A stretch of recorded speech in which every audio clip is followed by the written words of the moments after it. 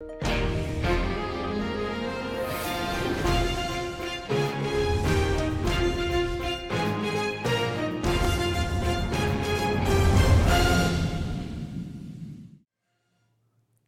buenas noches, amigos televidentes, sean todos bienvenidos a una edición más de FETV Diario, una manera diferente de mantenerse informado. Hoy, último día del mes de mayo. Les saluda con mucho gusto Ada Sanjur en compañía de Lourdes Rivera. Buenas noches, Lourdes. ¿Qué tal, Ada? Amigos televidentes, un placer estar con ustedes y también queremos saludar a los amigos que nos escuchan a través de los 94.1 FM de Radio Hogar. Gracias por acompañarnos. Iniciamos con los titulares. Estos son los titulares para hoy jueves 31 de mayo. Movimiento Proconstituyente presenta anteproyecto de ley en la Asamblea Nacional. Extranjeros siguen ejerciendo de forma ilegal la medicina en nuestro país. Secretario de Metas presenta informe de los 4 años de gestión del gobierno nacional. En las internacionales, 11 muertos dejan nueva ola de protestas en Nicaragua. Presidente de Cuba realiza primera visita oficial a Venezuela. Esto es FETV Diario. Y tenemos que este jueves fue presentado en la Asamblea Nacional un anteproyecto de ley para referéndum sobre una quinta papeleta en torno a la constituyente. El pasado 5 de mayo, el presidente de la República, Juan Carlos Varela, anunció que se estarían haciendo consultas para una nueva constituyente. Desde entonces se han hecho varias de estas consultas en diversos sectores del país. De estas reuniones han surgido voces a favor y en contra, pero ese jueves fue presentado ante la Asamblea Nacional de Diputados un anteproyecto de ley que busca incluir la consulta a los ciudadanos panameños en torno a si quieren o no una constitución a través de una quinta papeleta. Para que se apruebe una ley que ordene la inclusión de lo que se conoce como una quinta papeleta, en la cual se debe preguntar exclusivamente, y le podemos dar lectura a ustedes de la propuesta, una pregunta que diga: ¿quiere una nueva constitución política para la República de Panamá? Para Cristóbal Silva, del Movimiento Constituyente VA, es necesario que se haga una reforma a la Constitución, pero se debe evitar confundir a la población. Que es ya entrar en la formalización o formalidad de que se haga una convocatoria para esta constituyente.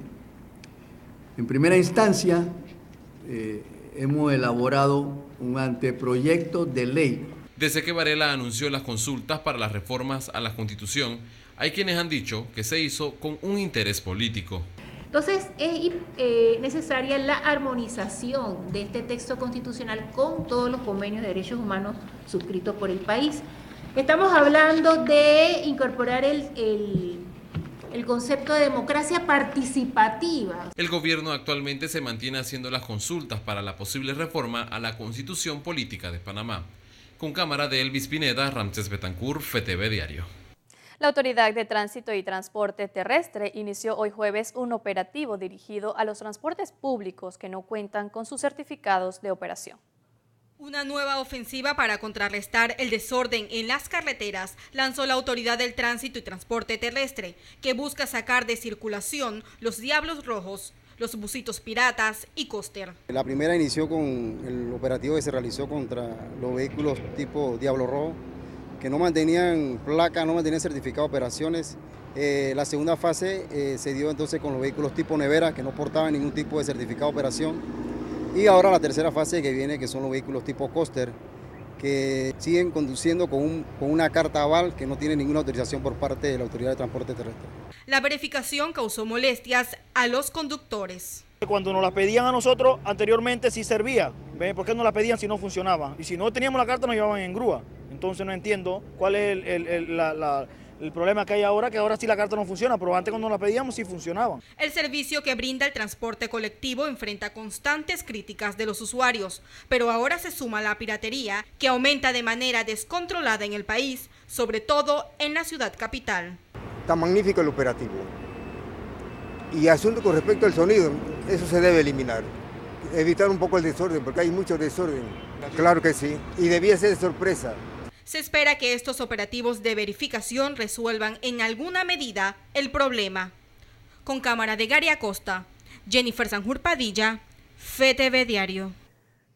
Y en otro asunto, durante la presentación del informe de los 4 años de gestión del presidente Juan Carlos Varela, el secretario de Metas informó que el gobierno nacional ha invertido unos 11.000 millones de dólares en diferentes obras a nivel nacional.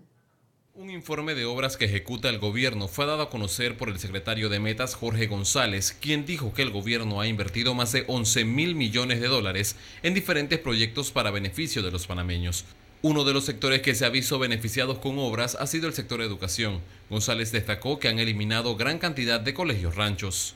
Nosotros ya tenemos cerca de 800 aulas rancho más en procesos de trámites, que significa que están entre el proceso de licitación antes del refrendo de Contraloría para también ponerlas en marcha y superar una meta que nos propusimos antes de llegar a la administración. Recientemente, la primera dama de la República dijo que aún hace falta invertir en la educación del país.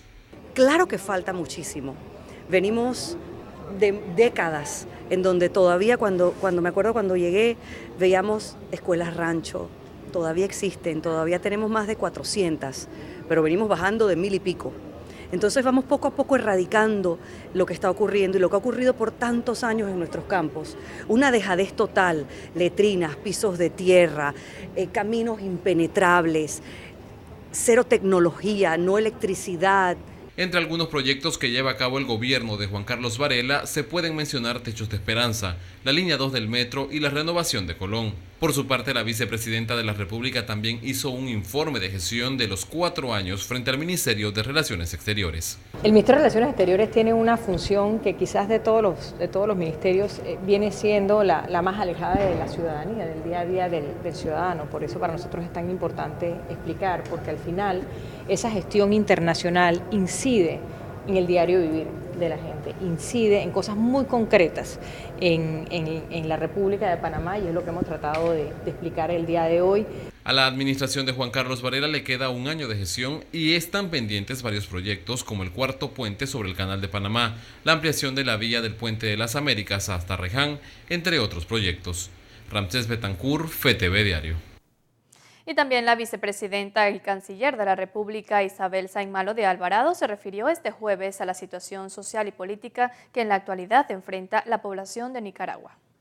Nos preocupa la situación en Nicaragua, nos hemos mantenido siguiendo las noticias con nuestra embajada al día en la información, hemos exhortado a que no se recurra a la violencia, hemos exhortado a que por la vía del diálogo se logre una salida a esta crisis. La información que tenemos es que el diálogo se está tratando de dar algunos días con más avance que otros. Hemos escuchado distintas versiones, pero ciertamente preocupa y nosotros nos mantenemos siguiendo día a día. Y a 2 años de haberse inaugurado la ampliación del Canal de Panamá, el administrador de la vía interoceánica destacó que la obra sigue generando buenos frutos al país.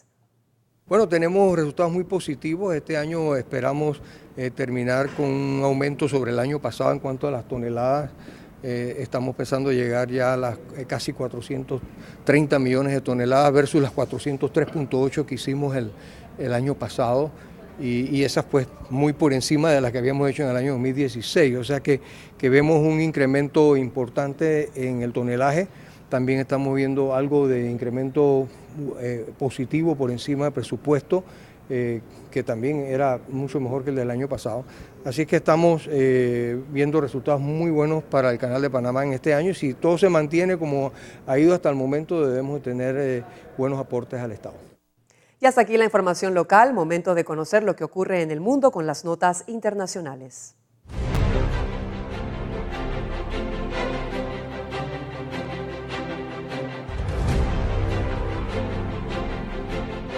Bien, y tenemos que la última escalada de enfrentamientos entre Israel y los palestinos está llevando a la Franja de Gaza a una guerra, advirtió este miércoles el enviado especial de la ONU para Medio Oriente.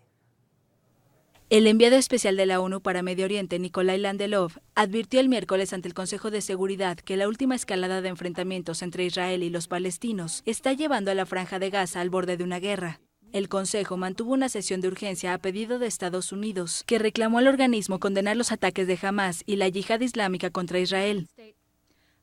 Aparentemente, algunos miembros del Consejo no creen que jamás lanzando cohetes califique como terrorismo. Estados Unidos se empeña en diferir. Kuwait, integrante no permanente del Consejo que representa a los países árabes, bloqueó el proyecto de declaración promovido por Washington, argumentando que iba a presentar su propio proyecto para superar la crisis, que contempla medidas de protección a los palestinos. Estados Unidos, que tiene derecho al veto en el Consejo, se opondrá a la propuesta, según dijo ante la prensa el embajador israelí ante la ONU, Dani Danon.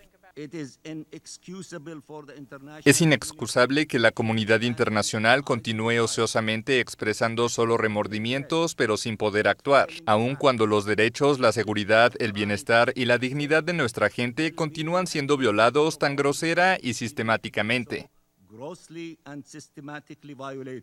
Desde Gaza fueron disparados cohetes y morteros el martes y el miércoles hacia Israel, causando que las fuerzas israelíes atacaran 65 sitios de militantes en la Franja de Gaza. Esta escalada de violencia es la mayor desde la guerra de 2014 en la zona y se produce luego de semanas de movilizaciones palestinas en protesta contra el traslado de la Embajada de Estados Unidos en Israel hacia Jerusalén, que han dejado un saldo de 100 palestinos muertos a manos de las fuerzas de seguridad israelíes. El general norcoreano Kim Jong-chol realizó su primera reunión de organización para la histórica cumbre entre Kim Jong-un y el presidente Donald Trump. El brazo derecho de Kim Jong-un, el general Kim Jong-chol, se reunió el miércoles en Nueva York con el jefe de la diplomacia estadounidense Mike Pompeo para planificar la cumbre entre el presidente estadounidense Donald Trump y el líder norcoreano.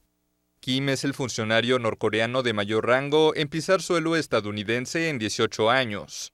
Se prevé que el jueves sostenga 2 reuniones más con Pompeo. El encuentro de ambos representantes se produce una semana después de la carta de Trump a Kim Jong-un en la que el mandatario estadounidense suspendía su cita cara a cara, criticando la hostilidad de Pyongyang. Pero ahora se percibe optimismo en medio de un frenesí diplomático previo a la reunión programada para el 12 de junio en Singapur. Washington exige a Pyongyang que se desnuclearice antes de cualquier liberalización de las pesadas sanciones internacionales que afectan al país asiático. Corea del Norte aceptó discutir una desnuclearización, pero rechaza que sea unilateral, en tanto considera a su arsenal como una garantía de la supervivencia del régimen. Bien, y cambiamos de asunto. El gobierno norteamericano anunció el incremento de aranceles a las importaciones de acero y aluminio proveniente de México, Canadá y la Unión Europea. Estados Unidos impondrá fuertes aranceles a las importaciones de acero y aluminio de México, Canadá y la Unión Europea a partir de la medianoche local del jueves. El presidente Donald Trump impuso aranceles del 25% sobre el acero y del 10% sobre el aluminio, argumentando motivos de seguridad nacional. El Departamento de Comercio indicó que las conversaciones con la Unión Europea no lograron alcanzar un acuerdo para continuar la exención de los aranceles adoptados en marzo. Agregó que las negociaciones con Canadá y México para revisar el Tratado de Libre Comercio de América del Norte están llevando más tiempo de lo previsto, por lo que su exención también será eliminada. El anuncio, confirmado formalmente con una proclamación de Trump, ocurre mientras se realiza en Canadá la reunión de ministros de finanzas del grupo del G7, las principales economías del mundo. En represalia, México anunció medidas equivalentes a diversos productos como aceros planos, lámparas, piernas y paletas de puerco, embutidos y preparaciones alimenticias, manzanas, uvas, arándanos, diversos quesos, entre otros. Por su parte, la Unión Europea anunció que grabará con vigor decenas de productos estadounidenses, entre los cuales se cuentan el tabaco, el bourbon y las motocicletas, una medida que podría entrar en vigor el 20 de junio. Y Miguel Díaz-Canel, presidente de Cuba, realizó su primera visita oficial a la República Bolivariana de Venezuela. El presidente cubano Miguel Díaz-Canel defendió el miércoles en Caracas a su homólogo venezolano Nicolás Maduro de las sanciones internacionales que, aseguró, buscan deslegitimar su reelección con falsas pretensiones humanitarias.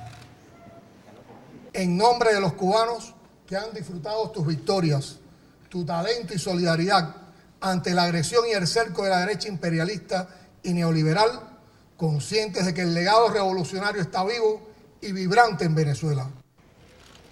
La visita de Díaz-Canel es la primera de carácter oficial que recibe Maduro desde su reelección el pasado 20 de mayo, en unos comicios boicoteados por la oposición y desconocidos por Estados Unidos, la Unión Europea y 13 países latinoamericanos. Maduro aseguró que Cuba y Venezuela acordaron consolidar y renovar proyectos conjuntos y reconoció errores cometidos en la economía de su país, que enfrenta la peor crisis de su historia reciente. Sabemos que el tema pendiente, la tarea pendiente de nuestras revoluciones de independencia de este siglo es la tarea económica. Los lazos entre La Habana y Caracas se estrecharon durante el gobierno del fallecido expresidente Hugo Chávez, quien consideraba a Fidel Castro su padre político.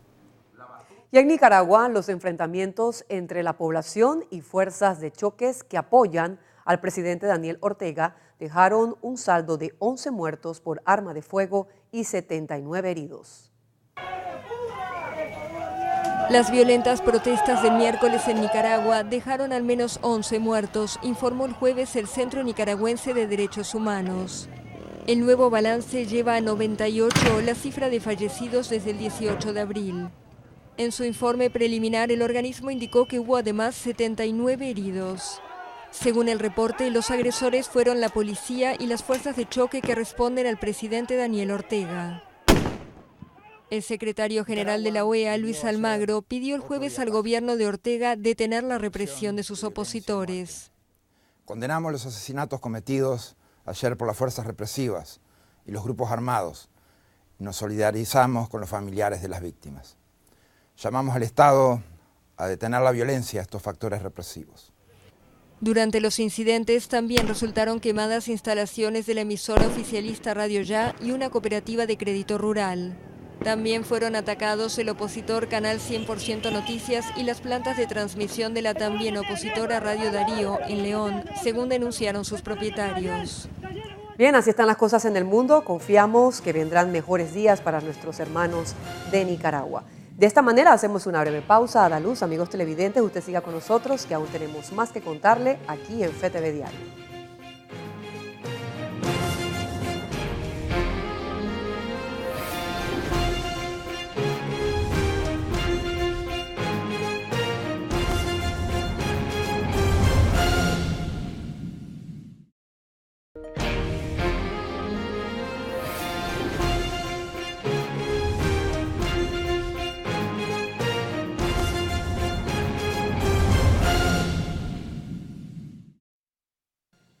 Bien, y esto es FETV Diario, una manera diferente de mantenerse informado. Muchísimas gracias por acompañarnos. De esta manera vamos de inmediato con las notas eclesiales.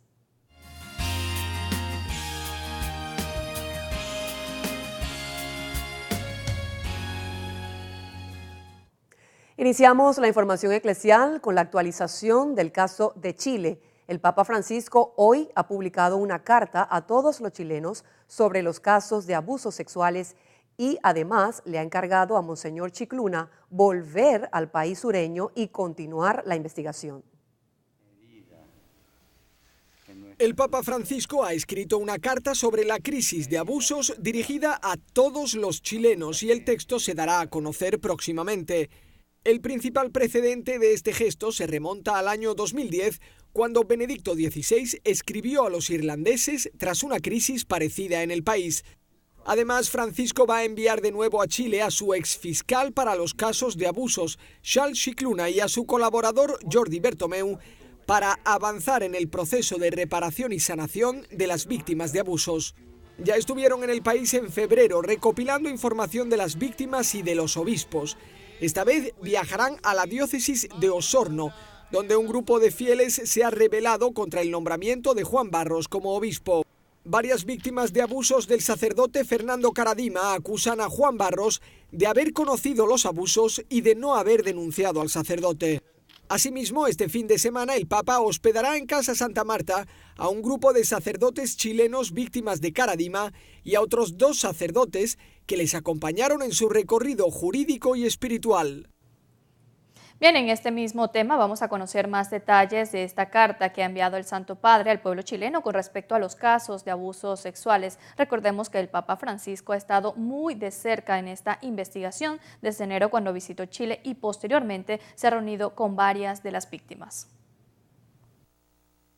El Papa ha enviado esta carta a los católicos chilenos. Es un texto sincero y espiritual en el que da las gracias a las víctimas de abusos que no se rindieron cuando fueron teñidas de descrédito y pide a los católicos que ayuden a la Iglesia a renovarse. Francisco reconoce que el principal error fue no saber escuchar a las víctimas, lo que llevó a conclusiones parciales sobre los casos de abuso. En el texto no adelanta ninguna medida concreta ni si expulsará a algún obispo, pero dice que la renovación en la jerarquía eclesial por sí misma no genera la transformación a la que Dios nos impulsa. Se nos exige promover conjuntamente una transformación eclesial que nos involucre a todos. Por eso Francisco pide la ayuda y la participación activa de los laicos. Dice que hay que generar espacios donde la cultura del abuso y del encubrimiento no sea el esquema dominante, donde no se confunda una actitud crítica y cuestionadora con la traición. O sea que el intercambio, la discusión, la confrontación sean bienvenidas para liberar a las comunidades de pensamientos cerrados y autorreferenciales que favorecen la cultura del abuso. Una invitación a reconocer que el problema del abuso, ya sea sexual o de poder o de conciencia, puede estar más arraigado de lo que parece a primera vista y necesita de la ayuda de todos para resolverse. Bien, y en otro tema, hoy día de la visitación de la Virgen María a su prima, Santa Isabel, el Papa Francisco nombra un enviado especial a la parroquia de Medjugorje por un tiempo indeterminado, según informa un comunicado de la oficina de prensa de la Santa Sede. El Vaticano ha comunicado el nombramiento del arzobispo polaco Henryk Hauser como visitador apostólico en Medjugorje por un tiempo indeterminado. Le han asignado la parroquia de San Jaime, dirigida por franciscanos, para desempeñar un papel exclusivamente pastoral. Por lo tanto, no se ocupará de determinar si las supuestas apariciones marianas son verídicas. El Papa ya solicitó al arzobispo en febrero de 2017 que estudiara la atención pastoral de los ciudadanos y peregrinos en Medjugorje. Esta decisión es la primera que toma el Papa tras analizar su informe y todo apunta a que la estancia del arzobispo en Bosnia-Herzegovina durará mucho. Bien, y tras este anuncio que hace el Papa Francisco de enviar a Monseñor Hauser como visitador apostólico a la parroquia de Medjugorje, el Padre Francisco Verar nos acompaña vía telefónica para explicarnos un poco sobre esta decisión del Santo Padre, lo que significa para Medjugorje y para la Santa Sede. Padre, buenas noches, le escuchamos. Bueno, nos llena de alegría realmente que el Papa haya tomado la decisión. Era algo que se esperaba de hace muchos años, a un obispo para la cura pastoral de la parroquia de Medjugorje. ¿Esto qué significa? Bueno, significa que a partir de esta fecha, de hoy, la jurisdicción de la parroquia de Medjugorje está a cargo de la Santa Sede y no del obispo de Mostar. Segundo, que Monseñor Hauser, emérito de Varsovia y Praga, polaco, ha sido nombrado como obispo visitador apostólico, y dice el comunicado ad nutum Sanctae Sedis, que quiere decir a disposición de la Santa Sede. Esto es que ante las circunstancias de las presuntas apariciones, pues el Vaticano ha decidido tomar la situación bajo su propia jurisdicción y se reserva el derecho de establecer el veredicto final. Luego, el cargo de obispo como visitador apostólico indefinido continuará en forma indeterminada hasta la posible revocación por alguna causa del mandato apostólico o por la toma de posesión de un nuevo titular. Cualquiera de las dos opciones es potestad exclusiva del Papa, que podría nombrar un obispo exclusivo para Medjugorje al crear una nueva diócesis, o bien ante la renuncia del obispo de Mostar por edad, el nuevo obispo de Mostar podría asumir nuevamente la parroquia de Medjugorje. Esto parece menos probable debido a la gran afluencia de los peregrinos. Por ejemplo, en el caso de Lourdes y Fátima se creó una nueva diócesis, y probablemente así ocurra con Medjugorje, y este sea el primer paso, ya que tenemos un obispo pues con todas las facultades para regir el santuario en nombre de la Santa Sede. Luego, la misión de Hauser es de asegurar un acompañamiento estable y continuo de la comunidad parroquial de Medjugorje y de los fieles que van allí en peregrinación. es decir, él tiene la cura pastoral de los parroquianos que residen allí, en forma indefinida, como también de los peregrinos que acuden al santuario. Esto quiere decir que a partir de la fecha, pues, se pueden organizar también peregrinaciones oficiales guiadas por sacerdotes y obispos, como de hecho ya él lo había anunciado el 8 de diciembre pasado. Ahora, este nombramiento de Monseñor Hauser no significa que la Santa Sede ya ha reconocido las presuntas apariciones de Medjugorje. Ahora, este es el primer paso, obviamente, para lo demás. Es decir, que no es el obispo Perich quien tiene en este momento la jurisdicción del santuario, sino directamente la Santa Sede.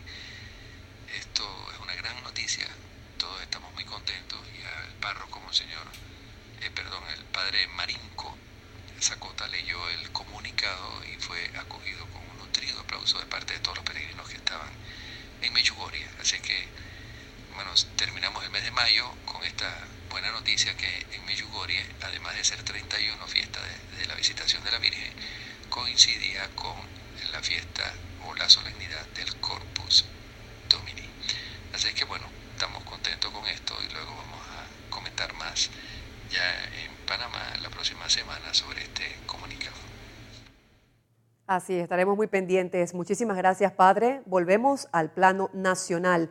Extranjeros siguen ejerciendo de forma ilegal la medicina en nuestro país. Actualmente, 6 estéticas y una clínica en el sector de Tocumen son investigadas.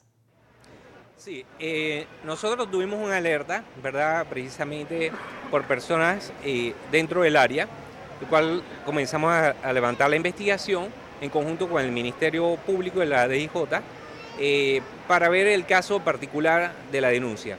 De esto, en el momento que fuimos, pues la persona salió del local, pero pudimos contactar alguna información con respecto a eso. Actualmente está el Ministerio Público haciendo las investigaciones, ¿verdad?, con las personas, sobre todo con el representante legal de la clínica, para que dé más información referente a esto. El tabaquismo es una de las principales causas de las enfermedades cardiovasculares a nivel mundial. En nuestro país es preocupante el consumo en la población joven, sobre todo en el sexo femenino. La población fumadora en Panamá ha disminuido un 6.7%, pero quienes aún lo hacen es la población joven, sobre todo el sexo femenino.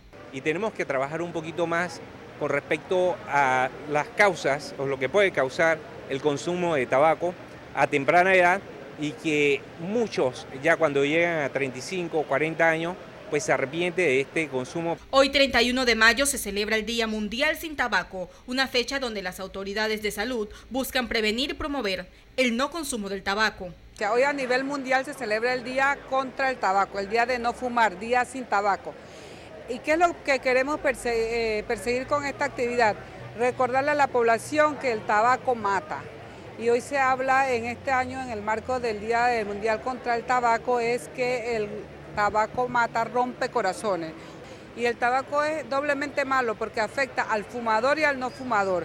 Hace 10 años se creó la ley número 13, antitabaco, que adopta medidas para el control del tabaco y sus efectos nocivos para la salud, la cual prohíbe el consumo en lugares públicos y privados, abiertos y cerrados. La doctora Barahona indicó que no se está cumpliendo con esta ley. En Panamá tenemos buenas leyes, pero tenemos que fortalecer el cumplimiento. Hemos estado muy preocupados porque vemos que muchos empresarios, muchos restaurantes, muchos bares han bajado el cumplimiento de ambientes libres de humo. Panamá cuenta con clínicas especiales que ayudan a las personas a dejar de consumir este producto dañino. En que desean salir, nosotros abrimos nuestra tercera clínica de cesación de tabaco. Tenemos una en Boca la Caja, la otra está en el Centro de Salud de Río Bajo, y la otra que abrimos nuevamente es el Centro de Salud de Misacapsi de La Garza. De estas 3 tenemos los equipos de salud formados por psiquiatra, psicólogo, trabajador social y el médico general, que en conjunto van a tratar al paciente. Tener la voluntad de dejar de fumar, tener la motivación para dejar de fumar.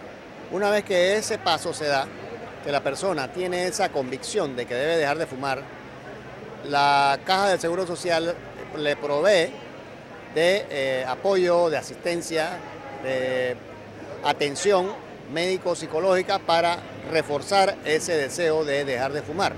Actualmente existen diferentes formas de consumo de tabaco, convirtiéndose en un elemento más de riesgo para la salud. Bueno, es que la industria tabacalera, que es la única industria que mata a su cliente, y eso lo queremos reiterar, la industria tabacalera mata a su cliente porque ya está demostrado que el tabaco, el cigarrillo mata. Está buscando diversas formas de enamorar a su público y sobre todo a los jóvenes. Le da sabores distintos, le da colores distintos, inventan nuevos productos como ahora los narguiles, que es de otra cultura que en Panamá está. Los narguiles no se permiten el uso en las instalaciones públicas. Nosotros algunas cosas somos respetuosos de la libertad individual y las pueden consumir en sus casas, pero no en los restaurantes. Una vida saludable nos asegura una larga vida y solo la podemos lograr con una buena alimentación y ejercicios físicos. Con cámara de Gary Acosta, Jennifer Sanjur Padilla, FETV Diario. Bien, y en otro orden de informaciones, en un comunicado, el Servicio Nacional de Migración informa al público en general que en su página web ya se encuentra habilitado el sistema de precitas. A este sistema puede aplicar todo extranjero que tenga 1 año o más de estadía en el país y cumpla con los requisitos establecidos. El sistema Precitas tiene el propósito de realizar un censo y conocer el número de personas que cumplan con los requisitos publicados en el decreto 167. El comunicado destaca que al obtener su formulario no significa que tiene una cita formal para regularizar su estatus. Todos los trámites migratorios se realizarán únicamente en las oficinas del Servicio Nacional de Migración. Bien, hacemos una nueva pausa comercial. Usted siga aquí en FETV Diario.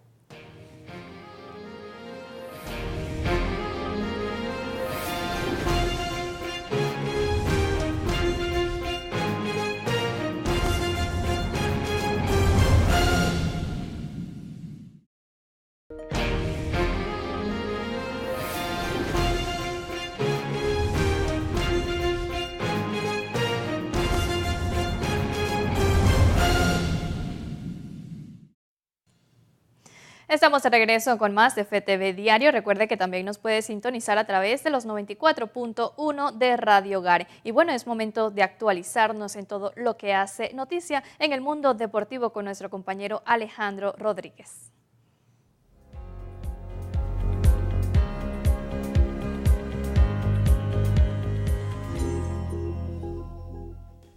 Gracias, buenas noches. Estamos listos para la información deportiva aquí en FETV Diario. Vamos de inmediato con la noticia del día. Zinedine Zidane anunció hoy jueves que dejará su cargo como director técnico en el Real Madrid después de 2 temporadas y media con el club español. El sorpresivo anuncio se produce menos de una semana después de que Zidane llevara al Madrid a su 3er título consecutivo de la Liga de Campeones. El técnico dijo que sentía que era el momento adecuado para el cambio, para él y para hacer un cambio en el club. Vamos a escuchar lo que dijo Zidane en conferencia de prensa. Tomé la decisión de no seguir el próximo año en el cargo de entrenador del Real Madrid. Hablé con él para explicar un poco lo que pensaba y yo creo que es el momento para todos. Bueno, lo primero para mí, pero para la plantilla, para el club, yo sé que es un momento un poco raro, pero yo creo que es un momento importante y es un momento, había que hacer eso para todos. Y muy relacionado a Zidane, la selección de Francia continúa sus entrenamientos ya convocados al completo de cara al Mundial de Rusia 2018. Los 23 elegidos por Didier Deschamps siguen preparándose para estar en el grupo C del Mundial, donde enfrentarán a Dinamarca, Australia y a Perú. Francia debutará el próximo 16 de junio ante la selección de Australia. Escuchemos al técnico francés declarando que estaría de acuerdo en ver en un futuro no muy lejano a Zidane como técnico de la selección de Francia. Creo que por ahora quiere disfrutar del descanso y de su familia y seres queridos. Entonces, como dije antes, seguramente será entrenador de Francia en algún momento. ¿Cuándo? No puedo decirlo, pero tiene sentido para mí. Sucederá cuando suceda.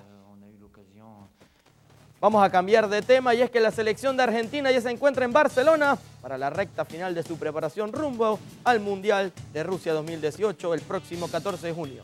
La selección albiceleste se despidió de su país con una goleada 4-0 ante Haití, donde Messi fue la gran figura, y tras ser recibidos por el presidente de la República.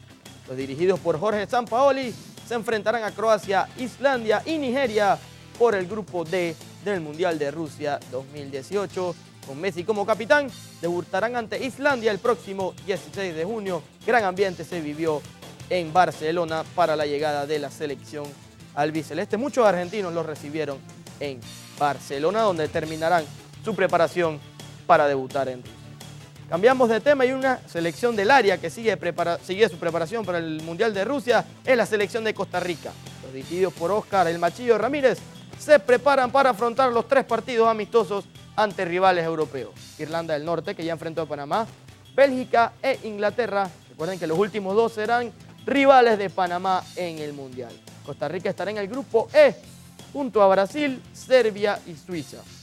¿Podrán los ticos repetir la historia de Brasil 2014? Eso lo descubriremos en junio. Vamos a escuchar a los protagonistas de Costa Rica.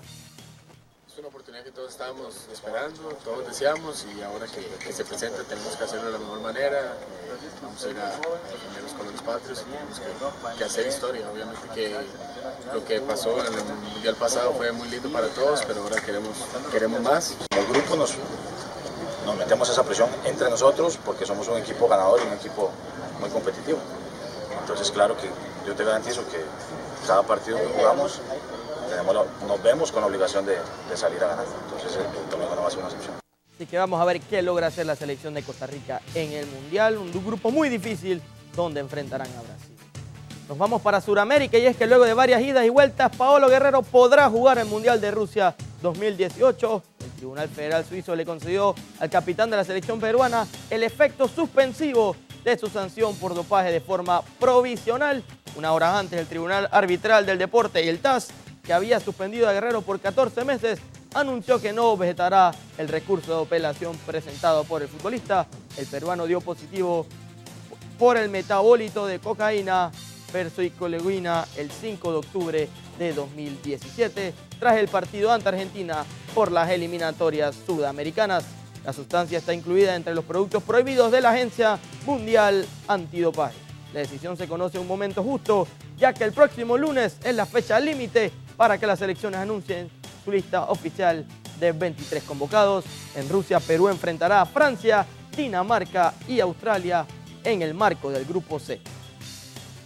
Y es que bien por Paolo Guerrero, que podrá estar justamente con la selección de Perú. Y es que 1 hora antes de que la selección peruana recibiera la gran noticia de que su capitán podrá disputar la Copa del Mundo de Rusia 2018, los convocados y su cuerpo técnico recibieron la visita del presidente de Perú, Martín Vizcarra. El presidente le realizó un pequeño homenaje a los jugadores y a cambio le entregaron la camiseta de la selección con su nombre en la espalda. Así es que Perú, luego de mucho trámite en la recta final de la eliminatoria de Sudamérica, luego lo de Paolo Guerrero, ahora sí están al completo, incluyendo a su capitán. Vamos a terminar hablando de la selección de Panamá, y es que nuestra selección hará su debut en la Copa Mundial de Rusia 2018 con la indumentaria blanca. Así lo anunció la Federación Panameña de Fútbol a través de su cuenta de Twitter. Los dirigidos por Hernán Darío El Bolillo Gómez enfrentarán a Bélgica el lunes 18 de junio en el Estadio Fish de Sochi, en el que será un día histórico para el fútbol panameño debido a que marcará el primer partido de Panamá en una Copa Mundial. Panamá está ubicada en el grupo G del Mundial de Rusia junto a las selecciones de Bélgica, Inglaterra y Túnez, que ya saben todos, Panamá jugará con su uniforme blanco 18 de junio ante Bélgica en Sochi. Es lo que tenemos, información deportiva para hoy. Seguimos con la parte final del noticiero. Muchísimas gracias, Alejandro. Así es, vamos a estar pendientes a ese primer partido que va a tener nuestra selección. Y bueno, queridos amigos, antes de finalizar, queremos compartir con ustedes una nota curiosa, porque fíjese, en Australia, el señor James Harrison, apodado el hombre con el brazo de oro, donó plasma en más de 1000 ocasiones durante 6 décadas. La sangre de Harrison posee un anticuerpo que tiene apenas unos 160 donantes. Y ha ayudado a salvar a millones de bebés en la enfermedad hemolítica del recién nacido. A sus 81 años, Harrison llegó al límite de edad permitida para donar, aunque asegura que si fuera por él, hubiese seguido ayudando a salvar vidas. ¿Qué les parece? Ahí lo tienen, el señor Harrison, la verdad que un héroe. Así es, un héroe muy importante, pues todos aquellos que pueden donar sangre, donar plasma es un regalo súper importante, dar algo de ti para todos los demás, pero bueno, también mantener una buena salud. Así es. Queridos amigos, hemos llegado a la parte final de este noticiero. Usted siga en sintonía de FTV porque ya empieza el programa Cruce de Ideas con un tema súper importante. Partidos políticos nuevos, candidatos independientes y mujeres en la política. Hay que verlo. Así es que tengan una excelente noche. Bendiciones.